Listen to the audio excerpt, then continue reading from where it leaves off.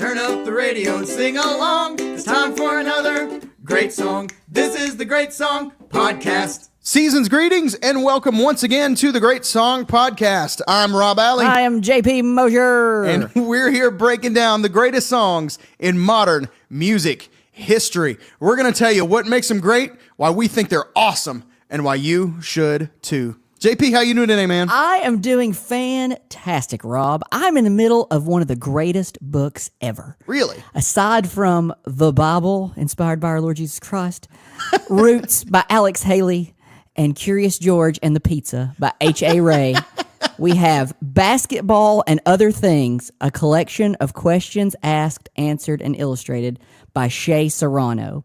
A gift from two of my friends, Karina Castro and Jonathan Pavone. Great book. Let me just give you a little bit about what it's about. Okay. So if you like basketball, you'll love this book. If you know nothing about basketball, you will still love this book. Really? Yes. They have like, what's your Franken player, where they like take all the greatest attributes of each player. What year was Michael Jordan the best? And then they've got like a fictional basketball player draft round. Okay. So like people that were in movies and TV shows, like if you did a basketball draft, who you would draft. So like Air Bud? Air Bud's in there. He's actually in there. He's one of the animals, obviously in it. Jim Halpert's in there. The guys from White Men Can't Jump are in there. The guys from Blue Chips. Man. So, and there's rules that go with everything. Like you can't be Shaq as Shaq, like you're Shaq as his character in Blue Chips. Awesome book. So if you want a good book, it's got a little bit of language, a lot more bad language than the Bible. So if you're going to pick one of those to read, but it's really good and it's really funny. And for all you basketball fans out there, pick up Basketball and Other Things, a collection of questions asked, answered, and illustrated by Shea Serrano. It's awesome. This podcast is brought to you by... I don't know this guy, but this book is amazing. Great illustrations by Arturo Torres. I see the cover's got Shaquille O'Neal, Orlando Magic era on the back. And a big giant squid. And a big old squid, because why not? Why not? Man, it's awesome. So check it out. Outstanding. Well, but we're not talking about basketball. Now I feel like I may have to. Yeah. Also, now I need to know if there's a baseball equivalent. Oh, man. You know. Yeah. All right. But in fact, that is not what we're talking about. Not at all. Nope. Like literally, probably could not be further. One of the furthest things from basketball. I guess maybe hip hop culture and basketball culture intertwine. So maybe that's our inroad, because we're talking about Killing Me Softly with His Song by, well, several people, really. Choose your artist. So we're going to start out with our favorite version, and we'll tell you about some of the others. Here it is, Killing Me Softly with His Song. Strumming my pain with his fingers, singing my life with his words, killing me softly with his song, killing me softly with his song, telling my whole life with his words, killing me softly with his song.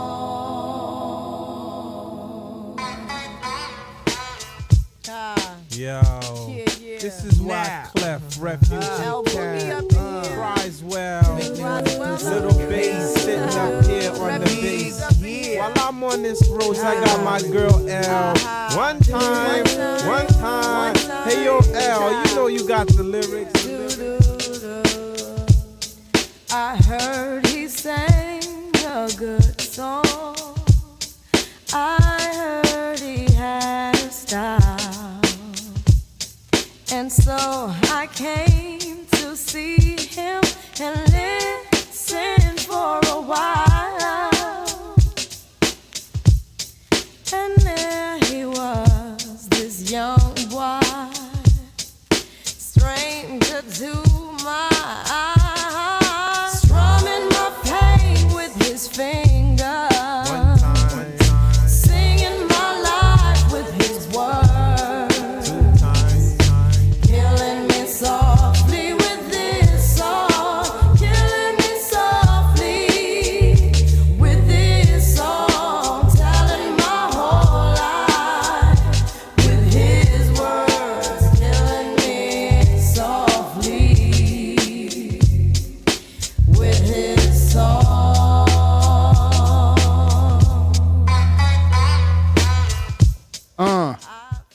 Absolutely. Killing me. But softly, though. Real soft. Softly. With his song. Yeah, with his song. And it got to be said, an unusual murder weapon. That's right. I mean, there's been a lot of murders happen over the years. But I'm going to say... On Clue, would this be a weapon? Like, Oh, wow. it was Colonel Mustard Yeah. in the hall study, yeah. with the song. With a song, yeah. But then it would always have to be like, let's see, if there was a character in Clue who would have been a musician, who might that have been? Maybe Plum? Professor Plum? Yeah. I don't know why. I don't know. Maybe Purple, like Prince, like remade Clue with music stars, pop music stars. Okay, who would be Prince who? as Professor Plum. Let's see, Colonel Mustard. Madonna is Maybe. Miss Scarlet. Madonna as Miss Scarlet, absolutely. Good call. Mrs. White, maybe like Betty White? Sia. Not a music I star. was thinking like maybe Sia or Lady Gaga. Okay. Anyway, Anyway. it's kind of fun though. It's a neat game. Okay, let us know on Twitter. Who should be in Musical Clue? Yeah, at Great Song Pod on Twitter. Who would you cast as a modern music version of the game Clue? Okay, and would For there each be character. like axes, like as a guitar? Would that be like a weapon? Sure. Pick the venue in Albert Hall. Yeah, exactly. Yes. Okay. All right. Here we go. Musical Clue. Get to it, Patent folks it. out there. Copyright. Copyright 2008. Great Song Podcast. Limited. Incorporated. Not at all. Anyway, Killing Me Softly with His Song, which is the full title. Many people just refer to it as Killing Me Softly, and that's probably, I don't know, maybe the better way to do it. It's just shorter, Killing Me Softly with His Song. Actually, there's a story about, and I wish I could remember now who it was because it has become significant, but there was a story about somebody who this song was originally pitched to before Roberta Flack. I know. Tell it. Helen Reddy. Helen Reddy. This song I was- Am Woman is Yeah, her big hit. exactly. Also in the Pete's Dragon movie. Okay. Fair Candle in enough. the Water. Good stuff. This song was pitched to her before Roberta Flack covered it, and she thought the song title was so stupid that she let it sit. And by the time she picked it up, Roberta Flack had a hit with it. So don't Whoops. judge a song by its title. Helen Reddy. That's right. You know, I mean, anyway, so yeah, Killing Me Softly / Killing Me Softly with This Song. Written by Charles Fox, composer, that means he made the music, and Norman Gimbel, lyricist, in collaboration with Lori Lieberman. More on that in a minute. That's called a teaser. This is number 360 on Rolling Stone's 500 Greatest Songs list and number 82 on Billboard's Greatest Songs list of all time. It was originally recorded by Lori Lieberman in 1971 and released in 1972. Would you like to hear it? I bet you would, because it's pretty different than the version that you know. So let's give it a listen. Here is Lori Lieberman with her original song, Killing Me Softly.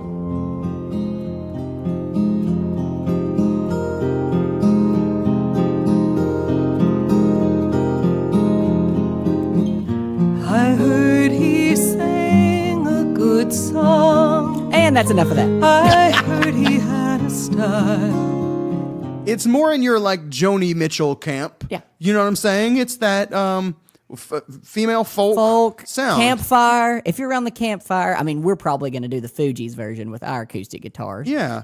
So that was that. Not super surprisingly, the song didn't do a ton. Even though it's a good song and it's well written, it's just something about the delivery, just didn't quite translate. So fortunately for Lori Lieberman and Norman Gimbel and Charles Fox, the song got in the hands of Roberta Flack in 1973, and it hopped to number 1 in the United States, number 6 in the UK, won a 1973 Grammy for Record of the Year and Best Pop Vocal for Performance Female, and Song of the Year for Fox and Gimbel. Also won the Best Video at the 1997 MTV Video Music Awards. That would be for the Fugees version later. So why don't we take a little bit of listen to Roberta Flack's version and maybe get a little more groove into it. What do you say? Strumming my pain with his fingers, singing my life with his words, killing me softly with his song, killing me softly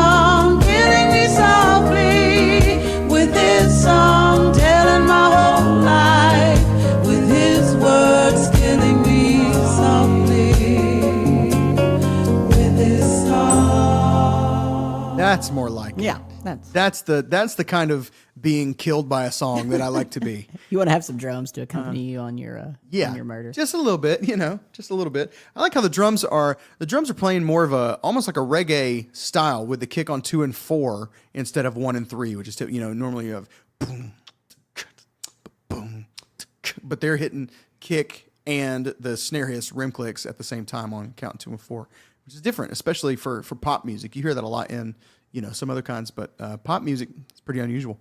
But kind of almost a Latin jazz groove is really what it kind of falls into. And it's just very like swaying in the breeze. You know what I mean? Got your big dress on. Yeah. Not you, but got your big flowy dress on and yeah, it's just, boom.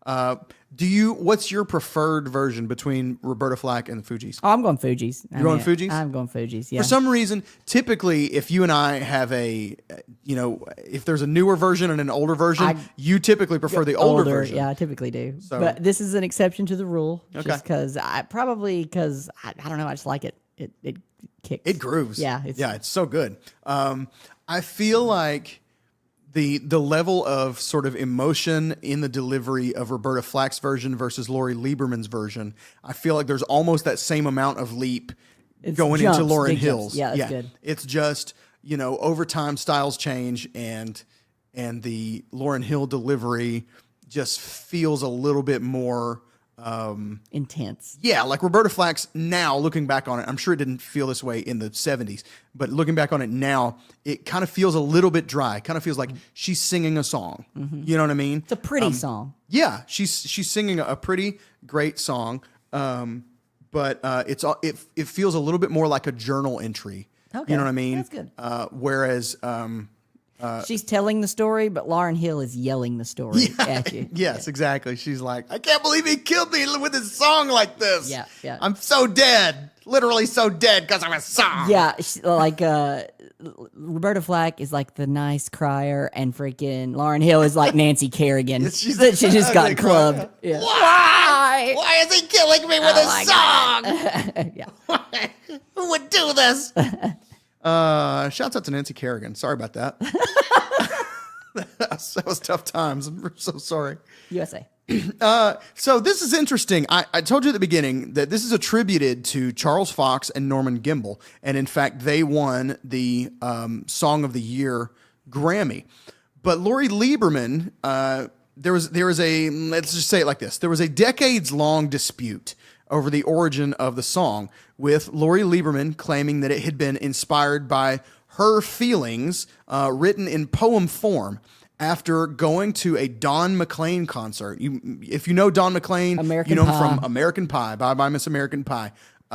She had been to a Don McLean concert, and basically this, according to Lieberman, was her autobiographical account of sitting through that concert. That this song is about Don McLean and her sitting in his concert feeling like he's reading her mail. Yeah, I felt all flushed with fever, embarrassed by the crowd. Yeah. I felt he found my letters and read each one out loud. That's her in the show. Yeah, that's just He just kept right on. Yes, she's like, this is not a made up story according to Lieberman.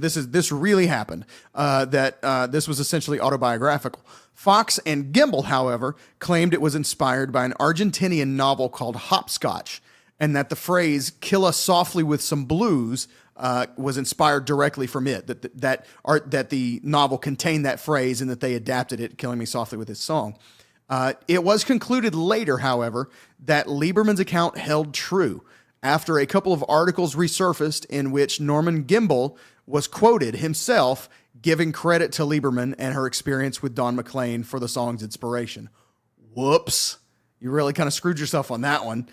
So let it be known, if you post something on the internet, it's not going away. Even if you get rid of it immediately, somebody's going to find it. If you say something in a magazine article, it's not going away, ever. If I was to ever be like, man, Taylor Swift's always been one of my favorites, they'd be like, nope, we have so much proof on the Great Song Podcast that you can't stand that girl. None of this stuff is ever going away. Listen, guaranteed every one of you listening is someday going to lose your job for something you said online. It's just a promise. In this day and age, It may take 10 years, but at some point you will lose an important job because of something you posted on Facebook or Twitter. It's just going to happen. I'm sorry to tell you. So this is an example of that in the songwriting community. So now the song is listed as written by Charles Fox and Norman Gimbel in collaboration with Lori Lieberman. Basically, she relayed the story, gave them her poem that she had written, and they turned it into what you now know as Killing Me Softly with his song. Let's talk a little bit about the Roberta Flack version. First of all, Roberta Flack. Roberta Cleopatra Flack, a.k.a. Rubina Flake. Did you see this? Did you see anything on Rubina Flake? No. Okay, so first of all, Roberta Cleopatra Flack. That's a killer name. Oh, yeah. Roberta Cleopatra Flack. It just rolls off the tongue. Sure. Kind of all sounds like one thing. But when she was younger, she had an imaginary twin and a classical persona that she would take on. She was classically trained, and she was the Sasha Fierce to her Beyonce was Rubina Flake. Her classical persona and her imaginary twin, Rubina Flake. We'll talk more about her classical training in a minute. She's been nominated for 13 Grammys between 1972 and 1995. It's quite a span. Sure. And she's won 4. She's the only solo artist to win a Grammy for Record of the Year 2 consecutive years. She won in 1973 for First Time Ever I Saw Your Face, and then followed it up in 1974 with Killing Me Softly with his song. Only solo artist ever to do that. She attended Howard University on a full music scholarship for classical piano. So her background, even though her pop cred is like R&B, that kind of thing, really her background is in classical and jazz. And so the story goes that she heard this song on an airplane. She was flying, and it was featured in like the in-flight music. And she just fell in love with it, and she played it on repeat, and sat there on the plane and transcribed it as she listened. I mean, she wrote down the melody on paper. She like put Probably a vomit bag. Yeah, she picked up a vomit bag and wrote down a music staff on it and started writing down the melody so that she could have it and remember it and writing down all the words. And when she landed, she called Quincy Jones, who connected her to Charles Fox, one of the songwriters. And she initially learned the song with her band, adding a groove to it. You know what I mean? It was kind of bereft of groove. So she changed some of the harmonic elements. Some of the chords are different than the original version. And even the Fugees kind of did the same thing, made some adjustments in the harmonic elements. So after she made her changes, she was opening for Marvin Gaye in 1972 at the Greek Theater. And apparently she was just killing the set and everybody was into it. And so Marvin Gaye said, go do another encore. She'd already done her encore, but Marvin Gaye said, go do another encore because it's, just feels right. So she goes out and does Killing Me Softly, which she had been, teaching her band and learning. And the audience goes bananas for it. And so Marvin Gaye pulls her aside after and says, okay, don't ever do that song again until you record it. Don't ever do it live again until you record it, because somebody will steal it and you need to be making money off of it. So that is how Roberta Flack's version came to be. She heard it on an airplane. I love songs that have chants, stories like that just, Yep. like Blake Shelton recorded God Gave Me You because he heard Dave Barnes' version playing as he got into an Uber or something at an airport. Like, you know what I mean? Stories like that, just so cool. Why don't we go ahead and talk a little bit about the instrumental end of things? Sure. Let's go ahead and meet the band. Sure. Hey, let's meet the band. It's time to meet the band. Hey, mama, let's meet the band. Let's all meet the band. Hey! So to start the Meet the Band section, I actually want to go back and talk a little bit about the composer and the lyricist. Okay. I did a little homework on them. So Charles Fox, mainly known for doing theme music. He did the theme song for Match Game, ABC Wild World of Sports, and the original Monday Night Football theme. Not before the Hank song. Yeah. Are you ready? Or even Carrie Underwood, whoever's singing it. It's so he did the original. Go listen; it's a pretty good little sports thing. The lyricist Norman Gimbel wrote "The Girl from Ipanema," That's what he's mostly. Really? He wrote that in its entirety. So I love that song. That's his jam. Together, listen to all these hits they wrote for people. I Got a Name for Jim Croce. We're going to do a Jim Croce song. Ready to Take a Chance Again for Barry Manilow. And Making Our Dreams Come True, which is the theme song for Laverne and Shirley. Wow. Y'all will know that one. Let's hear a little "Making Our Dreams Come True" Oh my gosh. for Laverne and Shirley. And All me right. and Rob are going to go get on a bike, and we're going to ride around the cul-de-sac here. And Schlemiel, Schlemazel, Haas and Pfeffer Incorporated. You're gonna do it. Here we go. All right, kids. here we- This is for you out there. This is to bring you back in. This is for everybody who's been dying for us to do a Laverne and Shirley episode. That's right. Here this you is go. for you.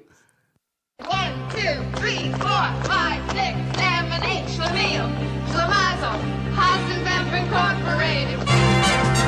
We're gonna do it. Give us any chance, we'll take it. Read us any rule, we'll break it.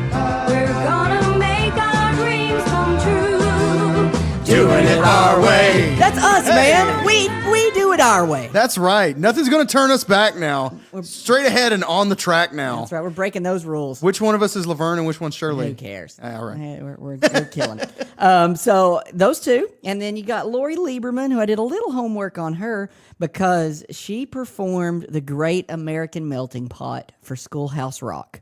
Really? I looked up the top, let's just say top 20 Schoolhouse Rock songs. I grew up on Schoolhouse Rock, so you're not going to have to name any of them, or you can say the ones that you know. But this one came in at number 9, and There's like an actual list. there's of a it, like- list of like top. So I'll give you number 1. Number 1 is I'm Just a Bill. Yeah, That's it. okay. That's it. Any that you know out there? Any other? Beyond it, there's something about adverbs. There right? is, Like, and then there's conjunction, junction. yes, What's okay. your function? Yeah. Number 3 is a magic number. Came in at number 4. Oh yeah. It's a magic. Sure. I learned the preamble to the Constitution from this, which is Yeah. number 6. There's Okay. a really good "We the People." It's good crap. Shot Heard Around the World's another good one. Great American Melting Pot. Electricity. Do you know Yeah. that one? Yeah. And one of my favorites, not the Rex and Effect song, but it's called "Ready or Not, Here I Come." Okay. And it's how you learn to count by, I think it's 5s or 10s. Anyway, maybe it's 3. Anyway, it's good. It's good Excellent. stuff. So conjunction, junction. What's your function? I think Schoolhouse Rock. I think my favorite educational song was from Sesame Street, the 12 song. Okay. It jammed. 1, 2, 3, 4, 5, 6, Oh, yeah. 7, 8, 9, 10, 11, 12. Yeah, that's Dude, good. that was the jam. That's money. That's money. So good job, Lori Lieberman, for getting in the Great American Melting Pot. But now let's jump into the real band. So they were the kind of the pre-band band. Right. History on the band. So I'm just going to talk about Roberta Flack's band because basically on the Fugees band, come on, it's Wyclef and Lauren, and we can Pross. talk about them Yep. here in a minute. But Roberta Flack, piano, like Rob talked about, First Time I Ever Saw Your Face. That was a Clint Eastwood wanted her to do a song in his movie, Play Misty for Me. So she wrote that for his movie. She was neighbors with Yoko Ono and John Lennon. Really? Yep. And big friends with them. And recently, her most recent thing she ever did is called Let It Be Roberta, which is a Beatles cover album. Cool. And probably the most notable thing that people would know close in our generation, other than this, would be Tonight I Celebrate My Love with Peebo Bryson. So Okay. she's on there with that. Yeah. On bass, Ron Carter, jazz bassist and cellist, was a member of the Miles Davis Quintet in the 60s. Solid. Herbie Hancock, Wayne Shorter, Tony Williams. And in the 90s, he played with Tribe Called Quest. Really? Yeah. Interesting. On guitar, Hugh McCracken. This guy, I love this guy's story. So he played with James Taylor for a while, Hall & Oates, Lennon, McCartney, the Monkees. So he has 2 things that he's most known for, if you were to look him up. Are you familiar with the song All By Myself by Eric Carmen? All by myself. Yeah, sure. So there's a pretty well-known slide solo on that. So that's Hugh McCracken. Okay. And he also does all the frills in Brown Eyed Girl by Van Morrison. The bum, bum, bum, Really? That's freaking Hugh McCracken. Okay. So which song? What do a you weird think, legacy. Which song do you think is bigger, All By Myself or Brown Eyed Girl? Because they're Wow. different. Yeah. But if you were going to do head-to-head combat, All By Myself versus Brown Eyed Girl. I think it's got to be Brown Eyed Girl. I think so too. Yeah? But I think if people are going to mope All By Myself, definitely. there's nothing nothing better. Yeah, than no, this. there are a few better, like, if you had a top 5 crying in the shower songs, Right. that would definitely be top 3. Sure. Right? Yeah. So I mean, I have to think this guy's probably pretty set because he's got Killing Me Softly and 2 other pretty big hits and played with all those other people. And I've Yeah. never even heard of him. I didn't know Yeah. who Hugh McCracken was. Yeah. But he's all over the place. Good job for Interesting. that guy. On drums, Ray Lucas played with, you'll love this, he's George Benson's drummer. There you go. He's Yeah. on It's Uptown. He's on the Summertime album. He's on like a ton of stuff with George Benson. King Curtis, Dizzy Gillespie, Aretha Franklin. So you can see kind of his bag. niche. Yeah. So that's Meet the Band on Roberta Flack. I mean, and she plays piano. Even the album cover, which we're looking at, is the weirdest album cover, but it's Very kind of cool. neat. It's her sandwiched in between a piano, kind of. I don't know if you call it sandwich. Yeah, but it's explain the it's as if grand you're what- it's as if you're sitting Baby at the grand. foot of a baby grand, and she's sitting at the keyboard part, and it is open in front of you, and But then it you opens see up and her- she's actually standing. Yeah. Oh, So it's interesting. kinda neat. Yeah, it looks like she's sitting behind it, and then the piano portions of the front of the album open up, And she's standing there, standing. rocking the stage. So it's a neat little album cover. I kind of like it. So if you get a chance, pick up the Killing Me Softly vinyl. That's very cool. That's cool. Can't do that on digital. Oh, that's Tell right. you that. Suck it, iTunes. That's right. That's right. Wow. So that's what I've got on that portion of the Meet the Band. I mean, I guess we could jump into the Fugees Meet the Band. Yeah, let's portion talk about the if we want Fugees to. version. We'll talk about the band a little bit. While we're on it, Fugees formerly known as Translator Crew. And the Fugees, you know how they got their name? It's because they're Haitian American refugees. So Right. it's like the Fugees was like a shortening of refugees, Yep. and Praz and Wyclef were both Haitian descent, and often got, like, they took a lot of flack from being Haitian, and they got called refugees a lot, blah blah blah. People assumed that they were. I don't think they actually were. People assumed that they were, and so they took on the refugee camp slash Fugees moniker. So this one's on the Fugees album, The Score, and there's 3 fairly decent hits. The best things the Fugees ever did was on this album. So they do a song called Ready or Not, which is, they actually sampled that from Enya and without permission, and that got into a big lawsuit later. They did No Woman, No Cry, which was a Marley song, and this song. And so it got to me thinking, everything the Fugees did that were big, it wasn't their stuff. They didn't even create. Yeah. So like they had a pretty neat legacy, and they didn't even have to write anything that was. And this is their only album. As Is far that as I right? know, yeah, this is the far- Score. I think they had maybe one thing before this, like underground. Maybe as Translator Crew, I don't know. Yeah, maybe, but I'm not even sure about that. Oh no, I'm sorry. Yes, they recorded 2 albums, Okay. but this was their big breakout album, Okay. label album. But they did something before that, like, that nobody. I mean, I'm sure people know it now, but at the time, this was their quote unquote debut album. And then they disbanded in 1997. As soon as they came up, boom, lived. they were gone. And they've kind of crossed paths a couple times Sort of. since, but it's not a great relationship, Yeah. especially as it regards Lauryn Hill. Sure. They Pross Michael we'll just start with him. Ghetto Superstar is probably what he's Yeah. most known for. He's in the movie Bulworth with Warren Beatty and Halle Yeah. Berry and Oliver Platt and Don Cheadle. Wyclef Jean. Wyclef Jean. Tried to run for the 2010 Haitian presidential election. Yeah, I remember that. Didn't go so well. He's on Hips Don't Lie by Shakira and did the World Cup song with Santana a few years ago. And he did Gone Till November. Gone Till November was huge. There you go. There for a minute. Lauryn Hill, the third part of the Fugees. First big performance for her was at Showtime at the Apollo, and she was actually booed off stage, and she cried. And, Really? And so she went on to be on the TV show As the World Turns, which I didn't know that, the soap opera. I didn't know that either. Yep. So Didn't know that either. And then from there, she went on to be on Sister Act 2, Back Yeah. in the Habit as Rita Louise Watson, where she sang His Eyes on the Sparrow and Joyful, Joyful. I did not know that Jennifer Love Hewitt was in that movie. She Really? plays In the part Sister of Act Margaret. 2? She's in Sister Act 2. I was just looking back their clips. I was like, holy cow, that's mini Jennifer Love Hewitt. Weird. And then Lauryn Hill went on to do some solo stuff, Miseducation of Lauryn Hill, which has, I think the best song that is on there, the most notable, is her version of Can't Take My Eyes Off of You, You're Just Too Good to Be True, which is a Frankie Valli song. Yeah. So here again, she's not writing anything. Yeah. But she's just, But she's making the best of her covers. absolutely. Yeah. And then in 2013, she was sentenced to jail for tax evasion, $970,000 in tax evasion. That's a problem. It's a lot of money. But she's back, and Problem. she's out doing her thing now. But still, her relationship with the other members of the Fugees is not great. I believe Praz said he would never, ever, ever, ever, ever be getting back together with Lauryn Hill. But they had a couple of like maybe get back like single engagements. You know what I mean? Like we'll get together for this or whatever. Yeah. But even that, it's been several years I think since they even tried that.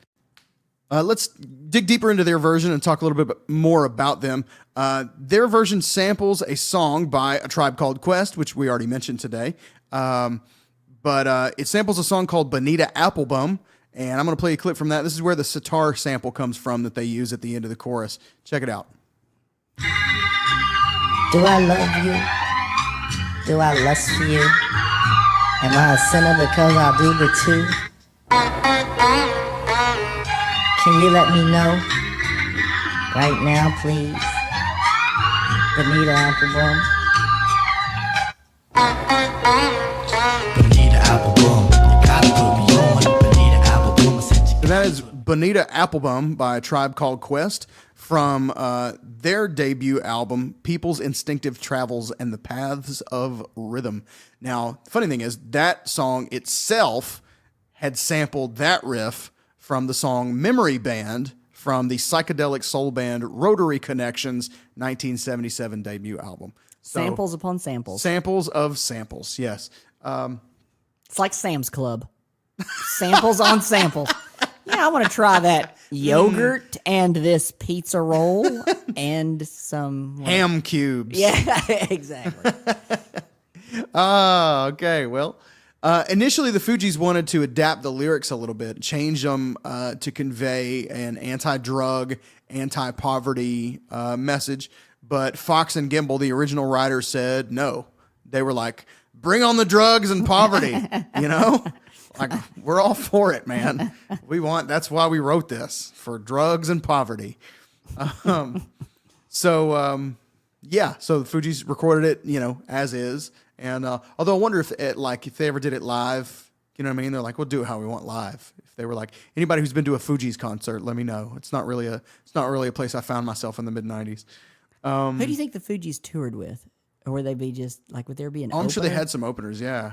You know, you could see, I could see them touring with Tribe Called Quest or, you know, somebody like that. Could they be with, like, a harder rap group, like Bone Thugs and Harmony or anything like that? Sure. You think that I don't see why not. concert would work? I don't know. I don't really know much about, like, the hip-hop rules. Like, Sure. you know, so I don't know if there are, like, certain groups that you don't want to associate with. Or Because of turf? Yeah, just like if there's... You know, who knows? Same as rock rules, though. You know, there's certain rock bands that like freaking hate each other's guts. If I ever see that, you know, whatever. If I ever see Phil Collin from Def Leppard, I'm gonna punch him in the face. Yeah. Metallica and Megadeth will never play together. True. Sad times. So get this. This is crazy interesting. I've never heard of this with another song before. But this apparently is true of the Fugees version of Killing Me Softly. The Fugees version of the single was so successful that the track was quote unquote deleted and no longer supplied to retailers while the track was still in the top 20 so that attention could be drawn to the next single. They were trying to put out the next single, Ready or Not, and Killing Me Softly wouldn't come off the charts. Wow. So the record company stopped supplying retailers with singles of Killing Me Softly. That's crazy. Can you imagine? Why would you stop? I mean, I guess you want to push the next one, but that's stopping sales. Like You're literally killing your own momentum. You know what I mean? Lauryn Hill could have had some much more tax evasion. She could have. Yeah, she could have had some more taxes. 970,000 could have not easily been more. Yeah. I mean, I just can't imagine. Imagine, like, I'm making so much money. I've just got to stop you. I need you to stop giving me money for a minute because I have something else that I want you to give me money. Like, what you're saying is, I'm going to put out a non-guaranteed commodity while this other thing is raking. Yeah. Like, Hey, I need you to stop this amazing thing because I got something mediocre I'm about to run past you. That's right, yeah. I'm going to see if you like this. Yeah, exactly. Yeah. Like, I know you're loving that. If you're loving this, check this out. You might like it. Hey, if you guys liked Michael Jordan, you're going to love Steve Kerr. It's like, I'm sorry, I'm going to have to take you out. I'm going to take Jordan. I'm going to take Jordan out because I've got freaking Steve Kerr coming in. It's like, Kerr. I'm ready for Kerr to have some playing time. I'm pulling Jordan. That's right. Yeah, bye.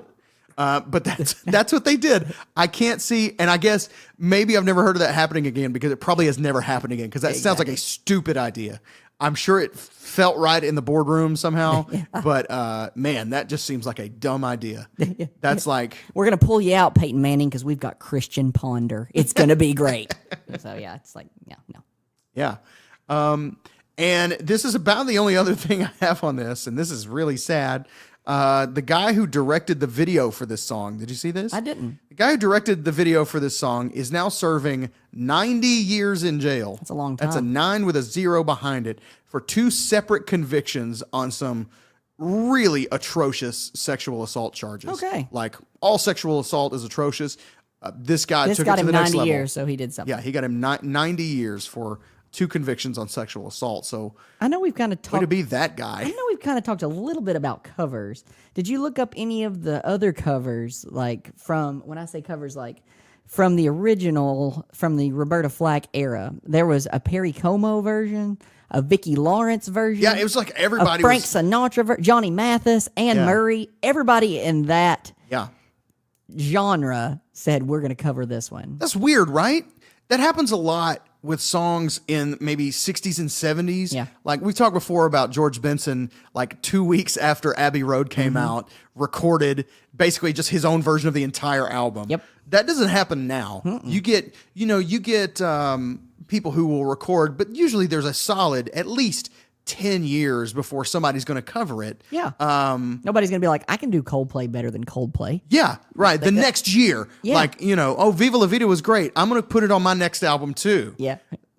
Like, it seems so weird now, but it was almost, I don't know. It was like, maybe, I mean, I guess everybody was making money off of it. And, Sinatra was like, well, people like her singing it. I wonder if Charles Fox and Norman Gimbel were like, pitch it to Sinatra. No Give it to kidding. Anne Murray. Like, just get it in Seriously. everybody's hands. And I mean, see why where not? See where I mean, it hits. I would if Yeah. I had written it and 10 people wanted to cut it. Boom, let them all cut it and see which one flies. Just throw that spaghetti against the wall That's right. and see which pieces stick and make the money off all of it. Anybody that wants to take our Meet the Band jingle Yeah. and make it big, Yeah. run with it. Absolutely. Remix it, do whatever you That's need right. to. We'll just take some royalties. Yeah, We'll just sit back here. do it with our blessing. That's right. Yeah, that's just. I mean, it's just weird. I don't know. Now, you told me a story recently that I thought was amusing about a band doing a cover of another band's song. You want to tell me about that at Warped Tour? Oh yeah, Bowling for Soup. Yes. Yeah, this is great. We actually mentioned this song before. So we went to see Bowling for Soup at the Warp Tour, and they were like, "How many of you guys came to hear us do Stacy's Mom Has Got It Going On?" Everybody goes crazy, and they're like, "Ah!" This is the crowd going crazy, and they're like, "That's okay. That's not our song." They're like, everybody thinks it's our song, but it's not. It's Fountains of Wayne song. So they're like, but everybody thinks that's our song, and we're marketing geniuses. So here we go, and they did it, and they ran with it. So good job, Bowling for Soup. Neat guys. Talked to him afterwards. Cool guys. So Like, way to have a good sense of humor. way to be smart about it. Yeah, That's awesome. exactly. Just lean into it. That's you know? right. Just Embrace lean into it. your non-knowing, your Yeah. anonymity. I don't know. Do you have immediate? This may be a longer conversation, but if we're talking about cover songs, Sure. where somebody took an established song and made it theirs, took their own version and really did it. You know what I mean? Is there anybody any that springs to mind? Like one that comes to me immediately, and I'm honestly now I can't even remember what the band was. Was it Jimmy Eat World maybe that did a cover version of Boys of Summer? That was Ataris. Like, the Ataris, yes, Ataris thank did a you. great one. That you know what I'm saying? It was Yeah. really theirs. It felt authentic, and they changed the one line about I saw a Deadhead sticker on a Cadillac to I saw a Black Flag sticker on Yep. a Cadillac, which I thought was a great switch. great line. But said the same thing in their style of music. Then whatever. I'm leery to tell mine because I think we might cover this song in the future. But there's a group called Branston that does an awesome version of King of Pain that I love. Oh yeah. Yeah, so I don't want to necessarily hear it or play Yeah. it because I want to save it in case we ever do King of Pain in the Okay. future. So Yeah. it's a good one. All right.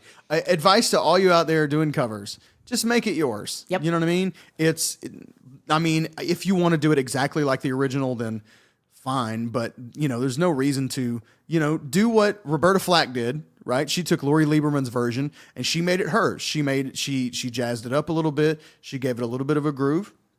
And then years later, the Fugees did the same thing. They took what Roberta Flack had done and they added their own, selves into the mix of it, and it gave it some fresh life. If they had released a version that sounded exactly like Roberta Flack's, it would have been, I don't think it would have done anything. That wasn't fresh. You know what I'm saying? So whatever you have that's authentic, throw that into your cover versions and make it sound like something, you came up with. Rock and roll. Rock and roll with just some Uncle Rob advice for you. That's good. Come sit on Uncle Rob's knee and get some nuggets of goodness. Let me just tell you, if you're gonna record a cover version, son, let me just help you out here. Let us tell you how to reach 100 people. That's right. That's right. On the regular. Let me tell you. So, that's all we got. I hope you've enjoyed this episode on Killing Me Softly with his song by Lori Lieberman / Roberta Flack / Frank Sinatra / Perry Como / Slash. I'm sure Slash has a version. Sure, of this, probably, yeah. Fugees. Fugees. Thanks for sitting with us today. Hope you've enjoyed it. Wherever you're listening, iTunes, Stitcher, Podbean, Spotify, thanks so much. Spread the word. Tell somebody about the podcast. And we'll see you next time. Until then, I'm Rob. And I'm JP. Go listen to some music.